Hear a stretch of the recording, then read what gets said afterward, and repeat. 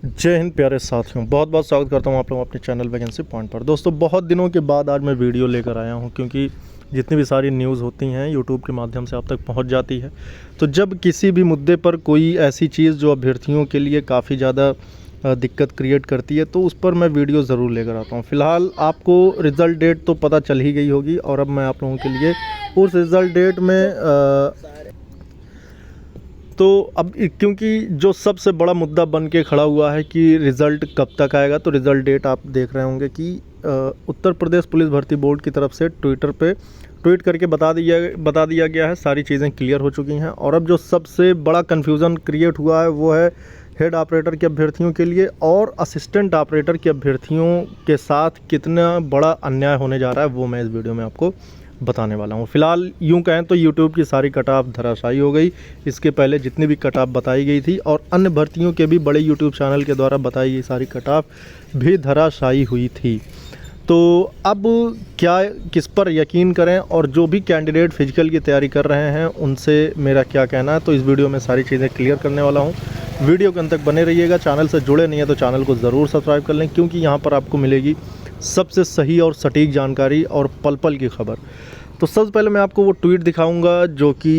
भर्ती बोर्ड की तरफ से जारी किया गया ट्वीट किया गया है। तो यहाँ पर आप देख सकते हैं कि भर्ती बोर्ड की तरफ से ये ट्वीट किया गया था, जिसमें साफ तौर पर इस चीज़ को क्लियर कर दिया गया है कि आपका रिज़ल्ट कब तक अनाउंस किया जाएगा, जिसमें किसी प्रकार का डीवी और ना ही फिजिकल का लेकर कोई जिक्र नहीं हुआ है। फ़िलहाल अगर बात करें रिज़ल्ट का, तो रिज़ल्ट का लेकर ये क्लियर कर दिया गया है कि अगस्त के महीने में, यानी अभी आज से लेकर अगर देखा जाए तो 10 अगस्त के बीच में आपका रिज़ल्ट कभी भी जारी हो सकता है, और आज भी जारी हो सकता है। अब उसके बाद यहाँ पर एक सबसे महत्वपूर्ण निर्देश जो दिया गया है भर्ती बोर्ड के द्वारा, वो यहाँ पर आप देख सकते हैं कि माननीय उच्च न्यायालय में विचाराधीन होने के कारण प्रधान परिचालक और प्रधान परिचालक यांत्रिक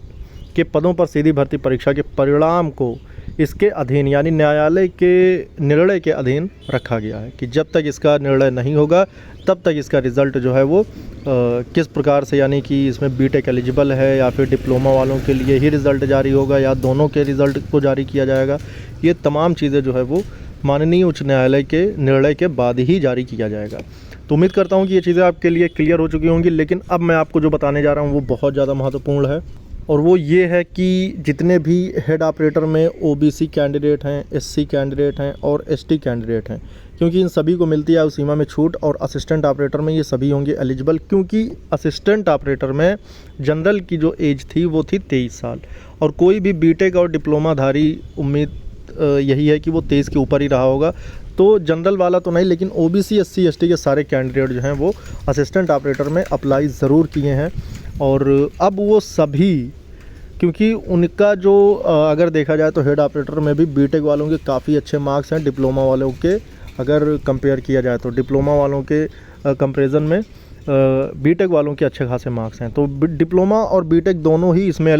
जो है फॉर्म अप्लाई किए थे। तो इसमें अब वो सारे ही हेड ऑपरेटर वाले, क्योंकि इसका रिज़ल्ट पहले आ रहा है, तो सभी हेड ऑपरेटर का कैंडिडेट असिस्टेंट ऑपरेटर ज्वाइन कर लेगा, और जब हेड ऑपरेटर का आएगा अगर उसमें भी ज्वाइन होगा तो फिर वो असिस्टेंट ऑपरेटर की पोस्ट को छोड़ेगा और हेड ऑपरेटर में जाएगा। फ़िलहाल यूँ कहें तो सभी ने अब इस पोस्ट को ख़राब कर दिया, यानी कि अब एक प्रकार से देखा जाए तो